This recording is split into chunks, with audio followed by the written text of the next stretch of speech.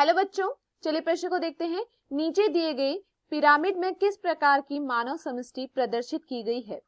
हमारे पास दिए हुए विकल्प हैं। विकल्प ए बढ़ती समष्टि, विकल्प बी स्थिर समष्टि, विकल्प सी गायब होती समष्टि, विकल्प डी घटती समष्टि। इस प्रश्न की मुख्य अवधारणा है इस प्रश्न की मुख्य अवधारणा है आयु पिरामिड। देखिए, अगर बात की जाए आयु पिरामिड के विषय में कि आयु पिरामिड क्या होता है, तो एक किसी क्षेत्र की जो जनसंख्या होती है, किसी क्षेत्र की जनसंख्या में क्या होता है, विभिन्न आयु वर्ग के लोग रहते हैं।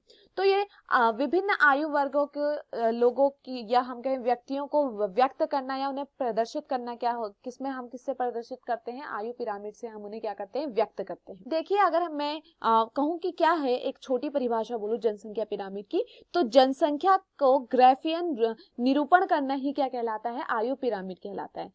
आयु पिरामिड क्या है, जनसंख्या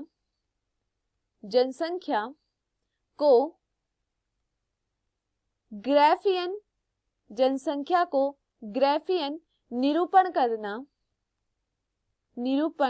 करना यह क्या कहलाता है, आयु पिरामिड कहलाता है। और हम किसके अनुसार कर रहे हैं, आयु के अनुसार कर रहे हैं। अब देखिए, हमें यहाँ पर क्या देखने को मिलता है, अगर हम प्रश्न को देखें तो प्रश्न में पूछा गया है, जो हमें यहाँ पर पिरामिड दिया गया है, यह मानव समष्टि को किस प्रकार प्रदर्शित कर रहा है। तो देखिए, यहाँ पर अगर हम देखें, यह जो हमें पिरामिड दिया गया है, यह है अर्ण आकार का पिरामिड। यह कैसा पिरामिड है, अर्ण आकार का यहाँ पर हमें पिरामिड देखने को मिल रहा है।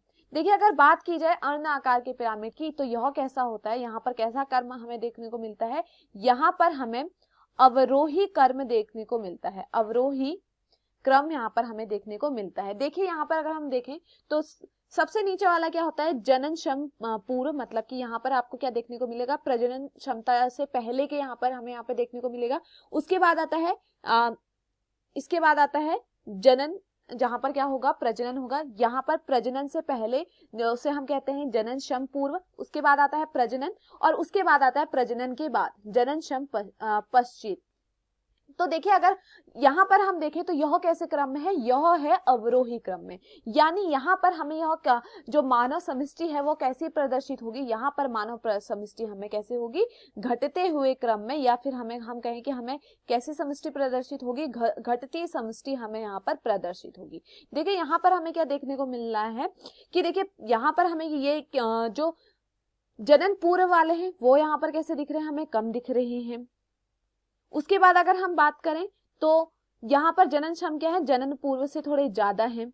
और वहीं अगर बात करें जनन क्षम पश्चित, तो यह क्या है, यह जनन क्षम से भी क्या है, ज्यादा है। तो यहाँ पर यह उससे भी क्या है, ज्यादा है। ज्यादा है का मतलब यहाँ पर क्या देखने को मिलेंगे, हमें वृद्ध ज्यादा देखने को मिलेंगे। मतलब कि यह समष्टि कैसी समष्टि है, घटती हुई समष्टि है।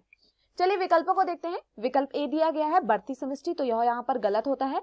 विकल्प बी दिया गया है स्थिर समष्टि, तो देखिए स्थिर समष्टि हमें किसमें देखने को मिलती है, स्थिर समष्टि हमें देखने को मिलती है घंटी की आकृति के पिरामिड में। तो यह यहाँ पर क्या होता है, गलत होता है।